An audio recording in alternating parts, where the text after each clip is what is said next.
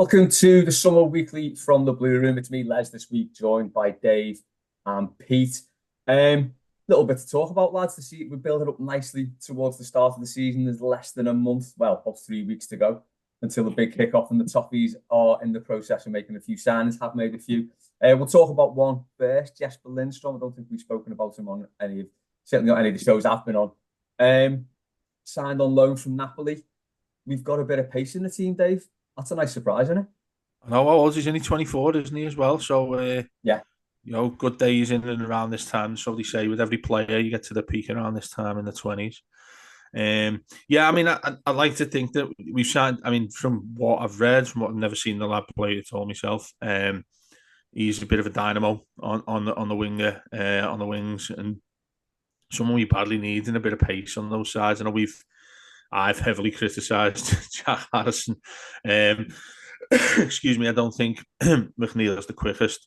So to have somebody a little bit different, a little bit more guile, I think that's a massive help for us, really. I'm not sure if he can play both sides. Maybe one of you guys know that. But somebody with a bit of versatility as well. Sort of, I'd like to think it's something that we imagined we get with Danjuma, but we absolutely didn't. Obviously, played about 10 games. It's another thing that's promising here. I mean, as critical as I've been of Kevin Thelwell for pretty much since he's been here and got more pay, he seems to be finding his stripes now, doesn't he? Seems to be doing bits and pieces that actually look effective for us, and it's a strange thing to say, and maybe I'm going a bit too far, but we're headed in the right direction here, heading towards a new season. And I know the game against over in Sligo wasn't the best performance, was it? But it feels like things are starting to tick a little bit more comfortably than what we've seen. So would I go as far as saying that we're in a position where I think we're not going to be anywhere near the relegation fight? Probably not yet, given the fact we've still effectively got one striker and one who's looking to make himself in Shemiti, and one that we probably have all written off with Beto. So there's still plenty of work to do, but yeah, I mean, this has been a promising summer up to just about to enter August now, and we've got 3 weeks to go. Yeah, I mean, the pre-season results haven't been great, but that's what pre-season's for, isn't it? You get your mistakes out the way. You can't read too much into it, especially the first couple of games. Pete, it's another option on the wing. He could be taking the place of Dwight McNeil. What do you feel about that?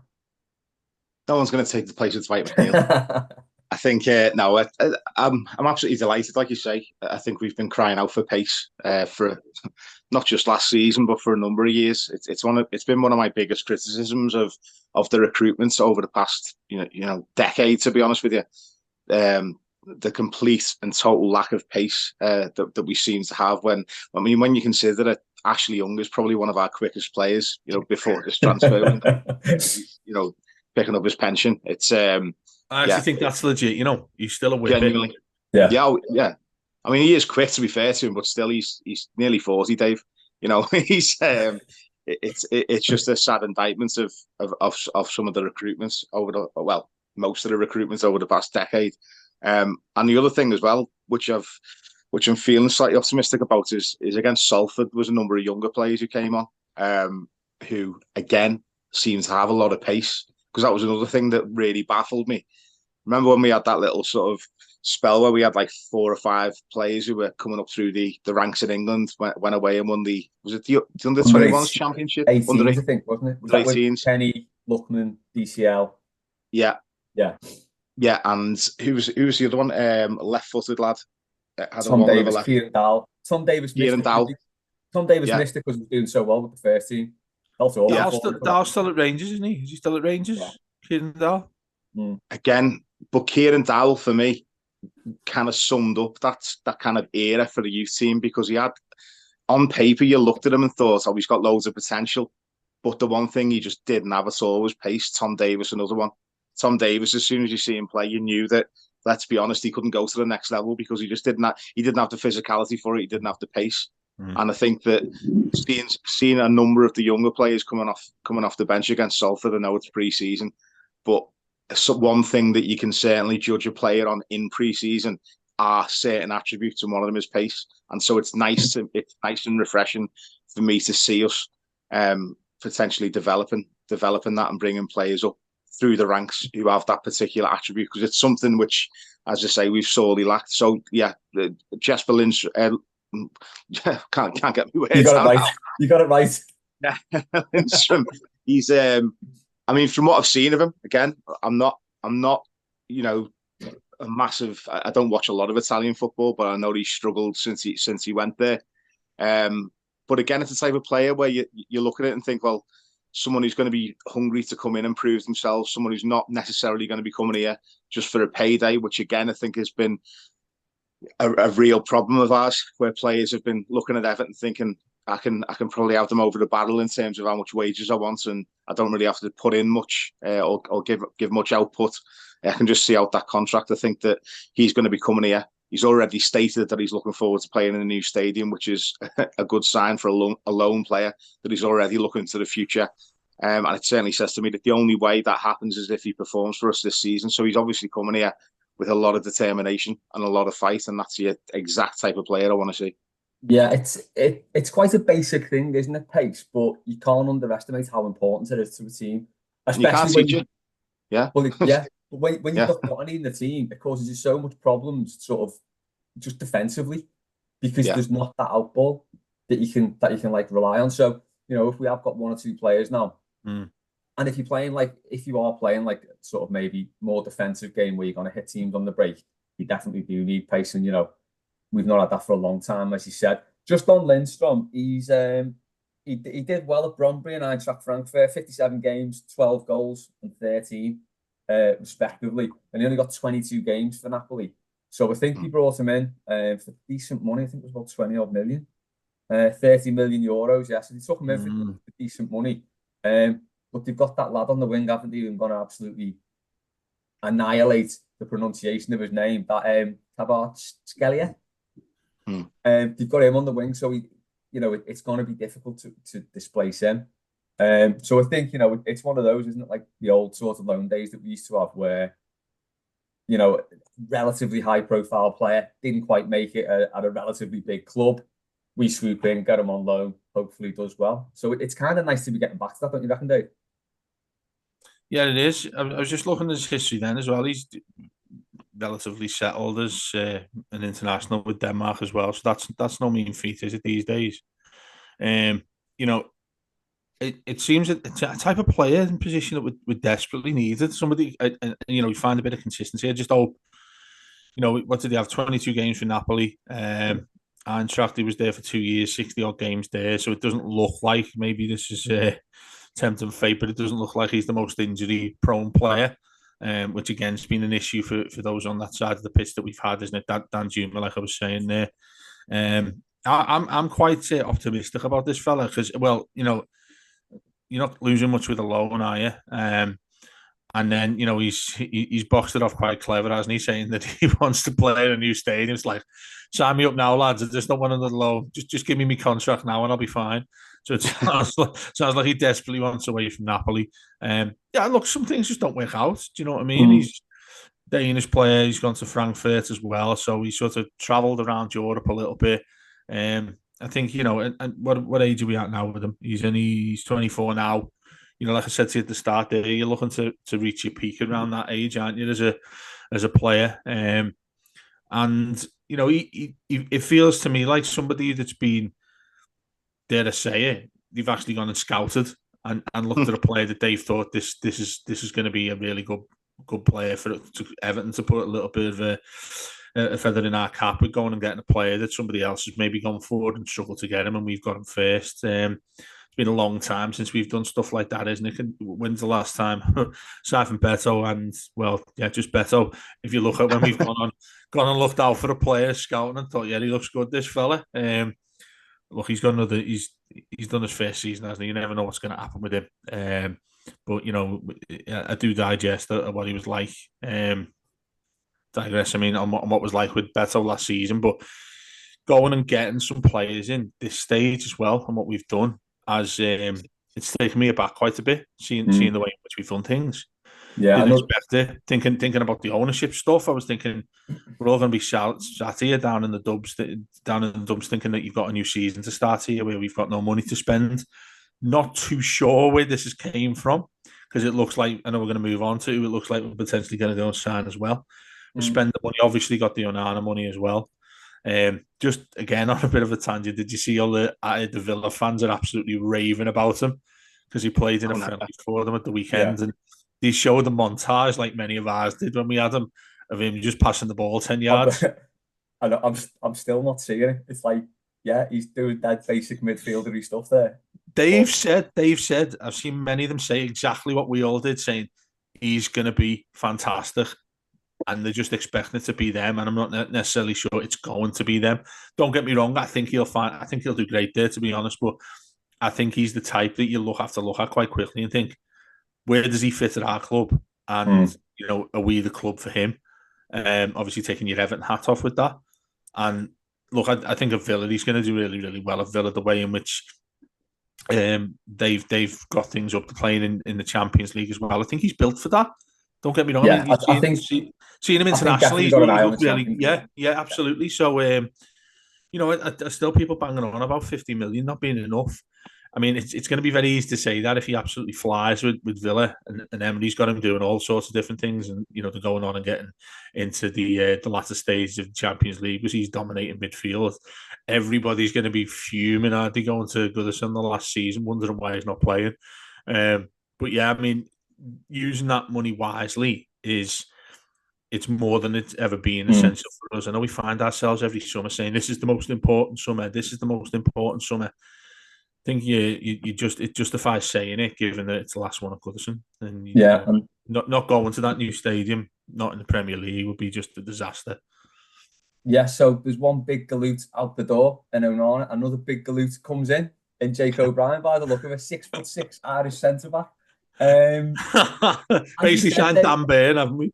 Yeah, this will be, I think, the 5th signing of the summer. And Pete, we've gone into every season, I think the last 3 at least, not making any signings until the season starts, and we've gone in woefully underprepared.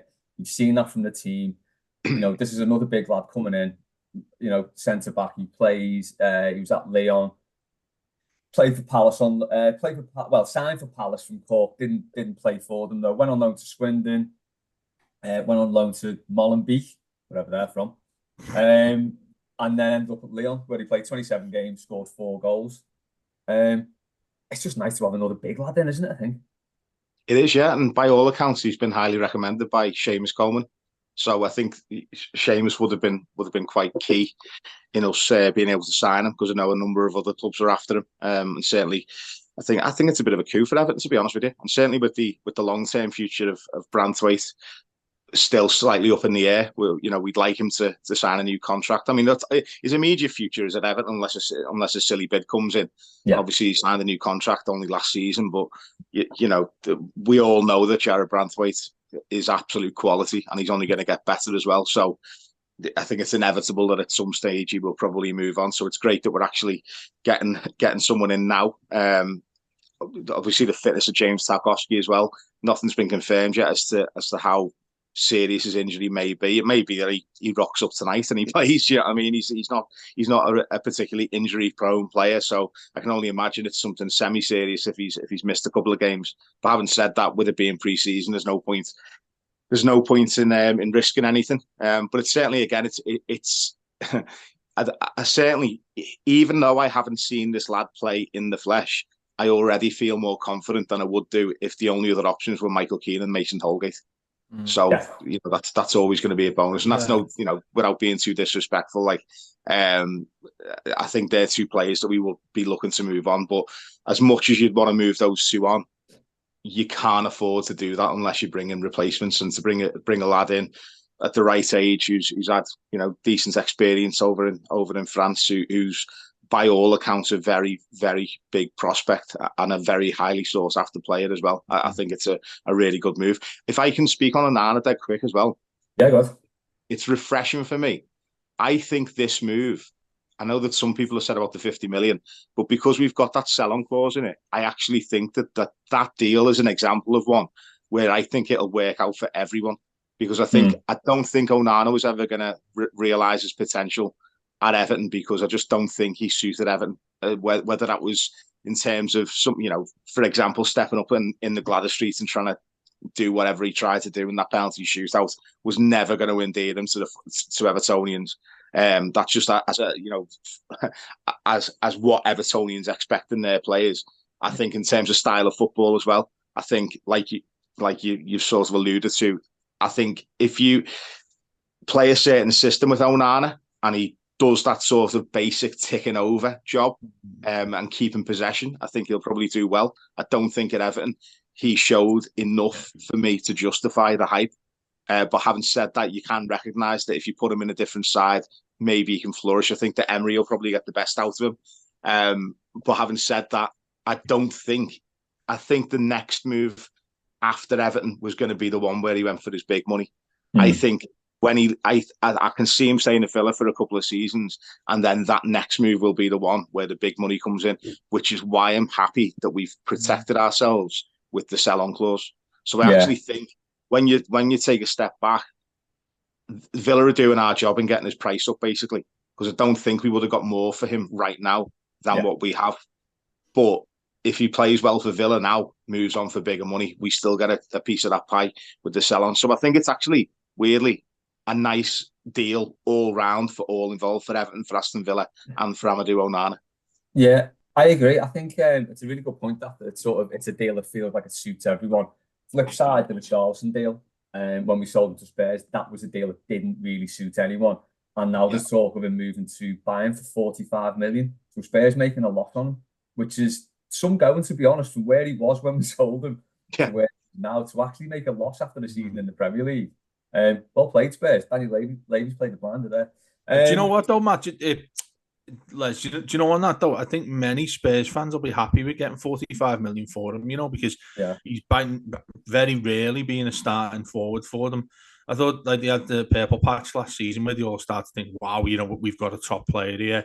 But he never fully fitted in, because I think when Harry Kane left, they've probably looked at him. He's number 9 as well, isn't he? They looked at him straight away and was like, this is the reason we bought this fella, and he's never ever going to be a prolific goal scorer like Kane was. But just going back on, I know we're just sort of going around in circles here, but just going back on firstly on Onana with, I completely agree on what you said there about, Everton's not the team for him at this particular moment. I think it's dangerous to say that, because if he's as good as what people think he is, what he's been tipped to be, in what he probably thinks in himself, which he obviously will, we should have seen things that he's been able to manoeuvre to be a top-class player at Everton.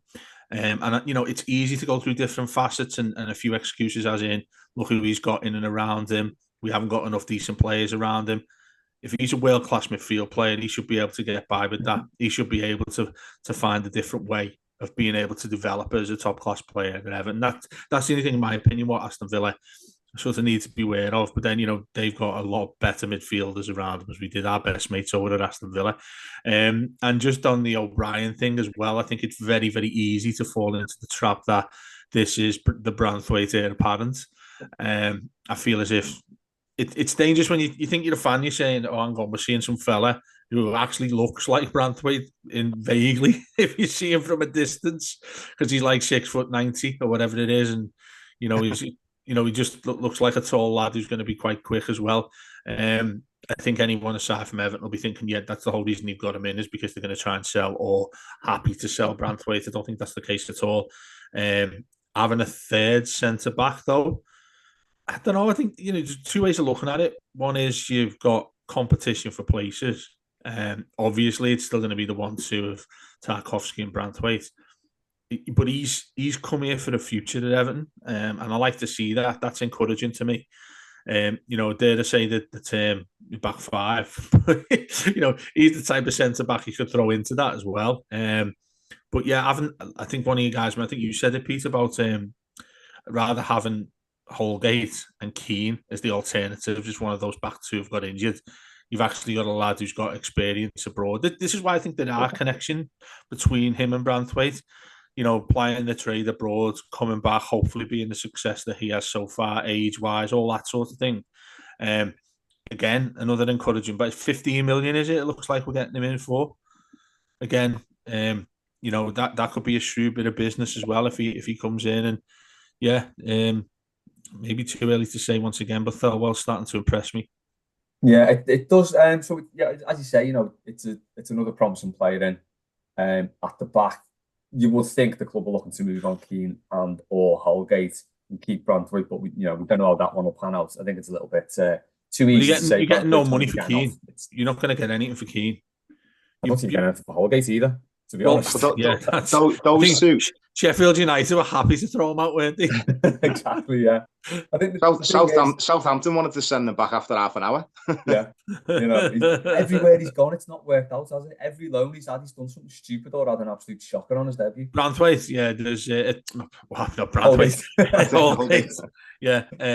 There is something wrong there. I think Well, with maybe I don't know, maybe the attitude he has when he plays and things like that. I mean, he did have a bit of a swagger about him, didn't he? When you think back to us, and they did see a little bit of a chip in his shoulder, and by all accounts, seeing what's happened since then, it doesn't seem like he's developed in the way in which he probably wanted, because he was regarded as a top class looking defender, a lot of potential, wasn't he, in the early days? Well, Carlo Ancelotti had got him player of the season. I think I've said this before. I think that Mason Holgate overcompensates for lack of confidence. I think when you see him looking cocky or looking like, with his chewing gum and all that sort of thing, I actually don't think it's overconfidence. I think it's the opposite. I think he's covering it. I think he's completely devoid of confidence. Everything about him to me says it screams of someone who's trying to overcompensate for a lack of confidence, and he's trying to put forward this like sort of this shield, this barrier. To try and cover the fact that his head's just completely gone, and it's a shame to see, to be honest with you. And let's say, Ancelotti had him playing. That was why we ended up giving him a new contract and warding off a link with Manchester City at the time. And we gave him a new contract because he got Player of the Season.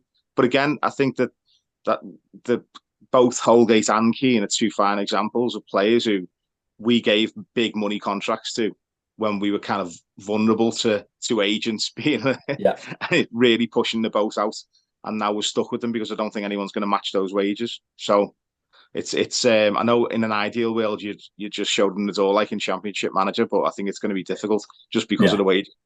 I think it is. How old's Keane now? Is he in his 30s? 29. Is he 29? Wasted his career at the back. He should be a centre forward. We've said this all along. They've thrown a few goals on that he scored in training and all that. Well, I'm all for that sort of thing as well, but people start getting serious about the same, put him up front there. Because I am deadly serious. Me too. Well, tell you what, especially with Calvert-Lewin's miss. Speaking about that, so we've signed. This is like O'Brien will be our 5th signer of the summer, I think. But we've still got like big holes in the squad.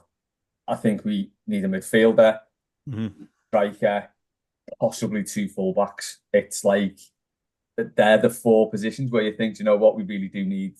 Maybe not even just cover there, like a first team player in those positions. Then we've got Mixelenko at left back, so we probably need cover there. But right back still an issue. That position, centre mid, to replace Onana, because do we want to be going into the season with?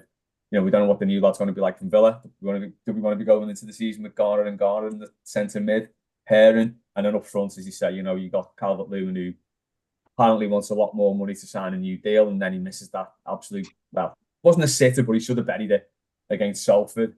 And then you got Beto Chimiti, he's looked decent in the two games, but again, he's unknown. It'd be a big gamble to start the season with him, and as you say, Beto didn't pull up any trees last season, so. I mean, they are like 4 positions where we really do need some players in. Do you think that's on the cards, or do you reckon we'll go with what we've got to paraphrase an old manager? Yeah, well, that's the old-fashioned way to say, isn't it? When you're struggling to stay in the Premier League, go with what we've got. That's proper old school term, isn't it? But it has applied for us, hasn't it? In so many seasons gone by. Yeah, I think if you were to list them, which we'll probably do now in regards to priority, I think the fullback issue, say 2 fullbacks, comes at the bottom of that list, because even though they're a combined age of Goff and Watson back in the day, in terms of Seamus and Young, I think that you're looking at 2 professionals who can probably get by. Look, the thing about that is people will be screaming at me now saying you can't expect 2 players who are approaching or either at the age of 40 who are going to get you 40 plus games. I think that's ludicrous to suggest. Having said that, you've got Mikalenko and you've got Patterson as well, which obviously there still means that there's plenty of mystery going on with what's going on with Patterson. But certainly Mikalenko, I think many before he got injured were saying that he was going to be their player of the season. So I don't think we have any issue there. Right back with Patterson, I'd like to say we haven't, but Sean Dyche has got a different idea of that. Again, who knows why? So if you eliminate that as a potential, top of the list of issues we've got, I'd go back to. It's hard to decide what I'd say is more of a serious issue that we've got in terms of midfield or up front. I'd probably go along with forward. I think we desperately need another forward there, because you mentioned there, Les, about Shimiti. Oh, we've got Neil Maupay as well. I forgot about that. That makes it even worse, doesn't it? It means you have to go and get an extra one. You need to go and get two if he's still hanging around. But when we've just sorted out those wingers there, like Harrison's back as well, so you've got those positions. You've got Branthwaite as well, who we were talking about quite some time, wanting to see him maybe come into the middle a little bit more as well. Or you've still we still on paper we've got these other players like Beto and Shimiti, but let's face it, it's Calvert-Lewin. Calvert-Lewin's like 99% of that forward that's going to start for us if he's fit. He's 100% that. If Calvert-Lewin's fit, he starts. Still a little bit of a lingering doubt over whether he could still go. Contract sort and whatever it is, that could add a lot of different things into the mire too. So I'd say, you've got to go and get somebody who's going to be up there, and we're able to have some sort of system where you can change things up. And because let's face it, I think you can read Everton like a book in regards to how they start in games. And that's looked at Sean Dyche's career. That's largely, but maybe I'm doing a bit of not saying too nice a thing about him there. He's made his career based on a structured side, a heavily structured side that doesn't move about too much. It's the way in which it is. It doesn't flow greatly, does it? He's just like, it's a job that does a job. Not something that you look at and you'll see a lot of variety and things like that. He wants his structured side to do what he wants. Largely, it's succeeded. That's not a criticism of him, but I just think Everton look like a squad, a team that if you're, I don't know, it's just come up Leicester, for instance, you go away to Leicester. I don't think they're going to go into training the week before and think, well, Everton are going to do this, this, this, and this. I think you've got a pretty straight idea what Everton are going to be like and what Everton are going to do and what you need to do better than Everton to pick up a result. Like I said, no criticism of Dyche, but I don't think he likes to be able to think that he'd like to mix things up. And you couldn't see him going to a club like, for instance, Chelsea, who've got about 8,000 players. You couldn't see him enjoying the fact that he'd mix up a squad, is sort of what I'm getting at. So, yeah, I think you desperately need somebody who's going to be adequate enough next to or instead of Calvert-Lewin. Don't know who that would be. Don't know what we've got left in the coffers to be able to go and get somebody. Probably alone again.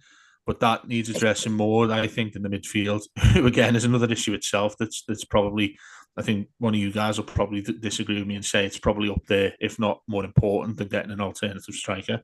Yeah, just on that piece, it's like, as Dave said, we're a very sort of rigid squad, play a very specific way, and it has worked for Sean Dyche. You can't argue with like the results we've had and what he's done since he's been at the club.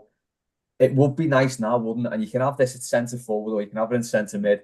A bit of a mercurial talent there who can do something different. Who can just like, flick a switch. I'm not saying like a James Rodriguez back necessarily, but a player of that sort of slight unpredictability who can just do something a bit different.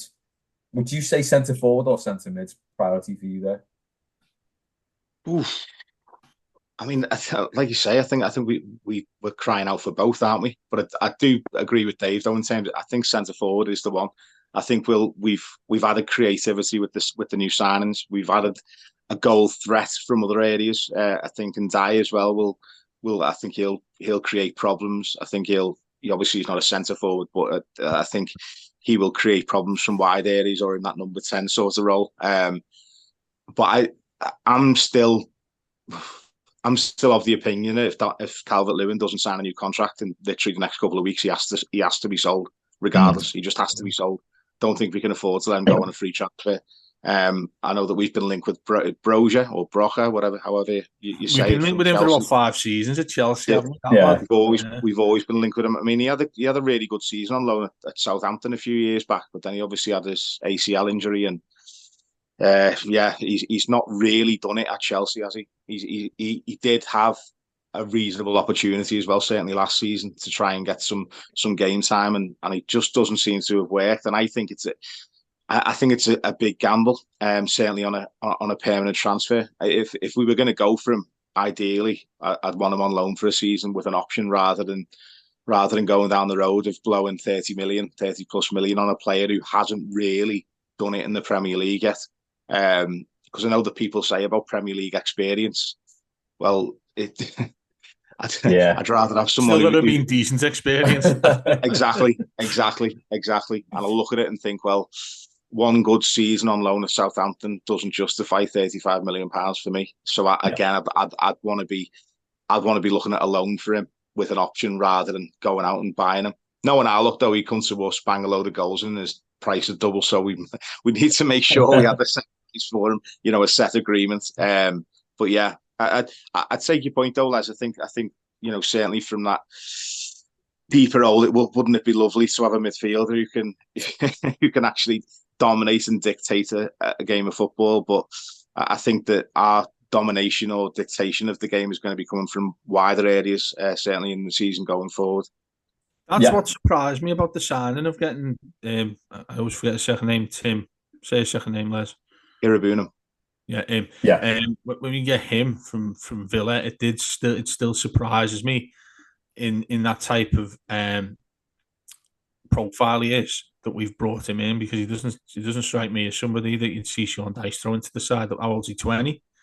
Is he around 20 years old? Is he? Yeah.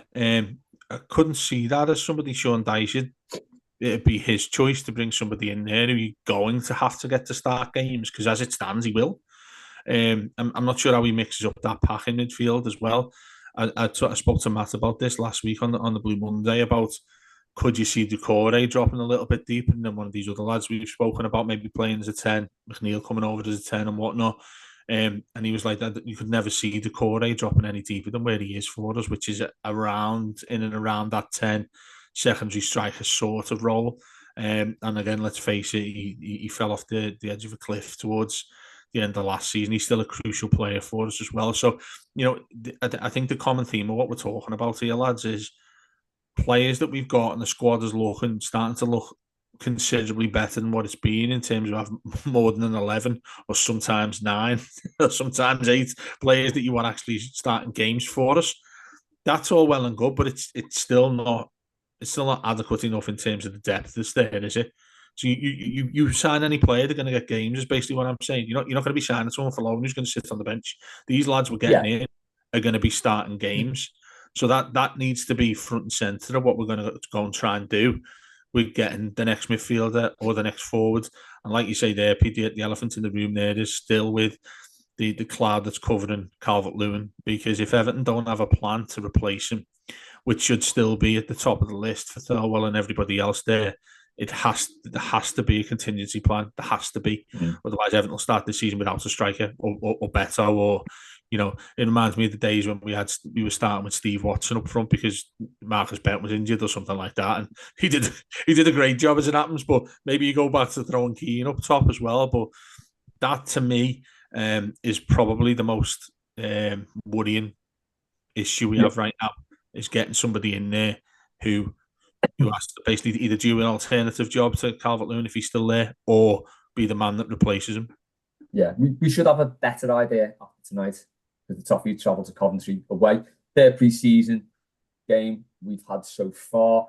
This is the one really where we should probably see the first team squad getting a run out. Yeah. The Euros are a bit of a distant memory now. Everyone's sort of back into training, so I would imagine we'll see Pickford start, and this should sort of be more like the team we'll see on the opening day. Coventry finished 9th in the champ last season. Obviously, got to the FA Cup semi-final. Should have got to the final, really, in my opinion, anyway. Ellis Sims had a good season for them. Should have been the Premier League side as well, Les. What's that?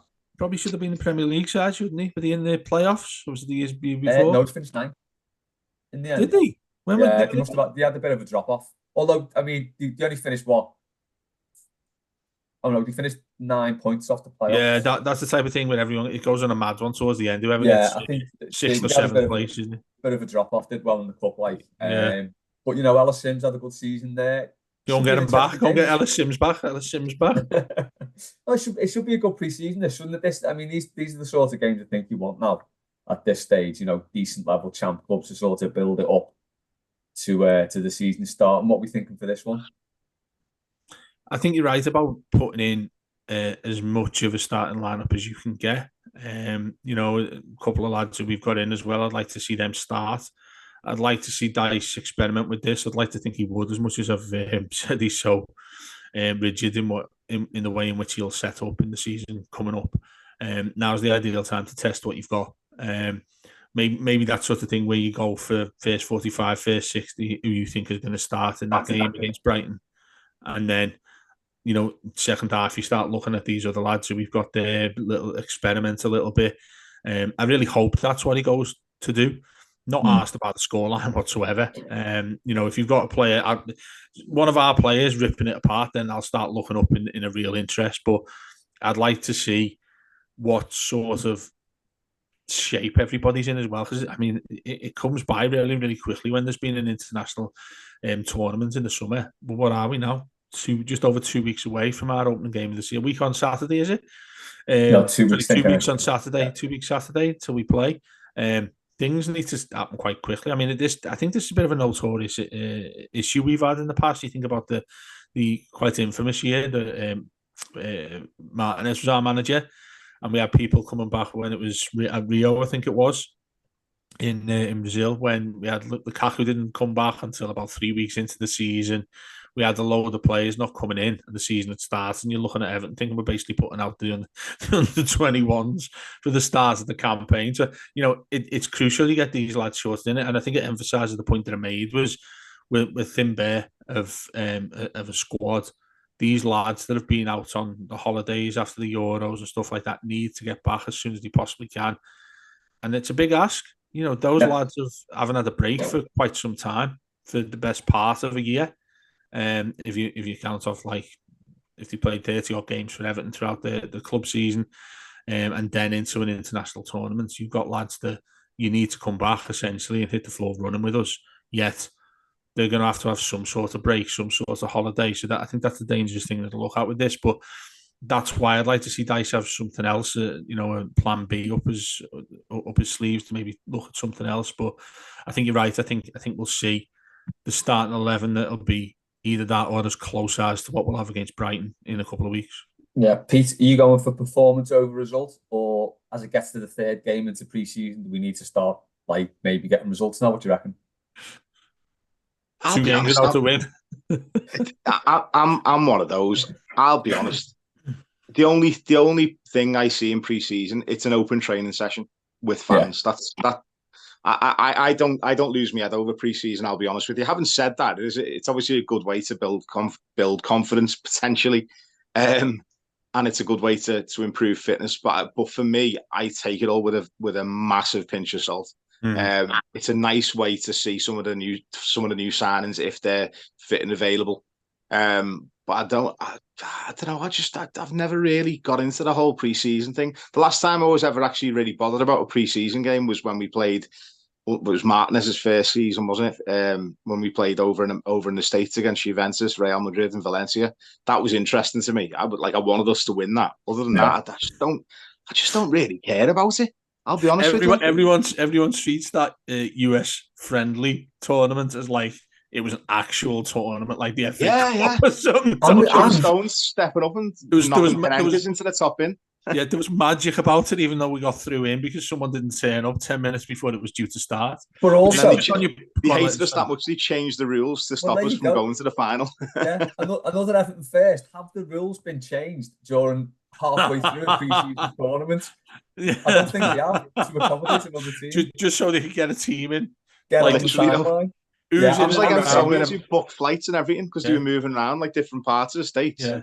Then you're like, oh no, just stay where you are because we're not putting you through to the final. Nice one. What Premier League / MLS team have we got who can just come in here for a day or two and have a game? That's basically what it was, wasn't it? But just on your point there, Peter, I largely agree. But I think when you're getting into a stage where we're just over 2 weeks away, yeah, surely it gets more important to be looking at what's going to be starting here, because if Everton go and lose, who is it we've got at Goodison the week before? Roma. Well, yeah, Roma there as well, who should have been our best mates and our, cousins. We're playing them at Goodison. If Everton go and get hammered by them, which is extremely possible given the fact that they're a European side, you're looking ahead to that week coming in thinking, do you know what? We're looking a bit shit here. I think I agree with Pete. I'm not fussed at all with pre-season. It is a chance for the team to sort of play together and build up to the start of the season. It's a fan trip, isn't it? Like you said, it is a fans thing.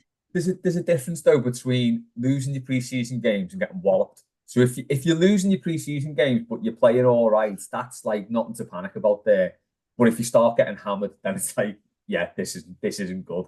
There's a very fine balance there. Just before we go, I think we'll be wearing the new away kit. Yes. Pre-season. It got launched today.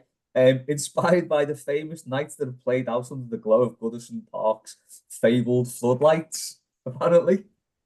Yeah, because we all remember stretching it. Yeah, we all remember that. We all remember that colour as the home kit, don't we? The fabled floodlights. I love that. But I'll tell you what, though, Les, I think they've. No, I'm not going to go as far as saying they've redeemed themselves, because the kit's still £75 / £110 to go and get, isn't it? And it's still mind blowing that we're largely against it. Well, completely against all of our talkers here on the Blue Room and pretty much everybody else who's applied, especially those who've got kids. It's still a ridiculous price. I was looking today as well on the website on the shop.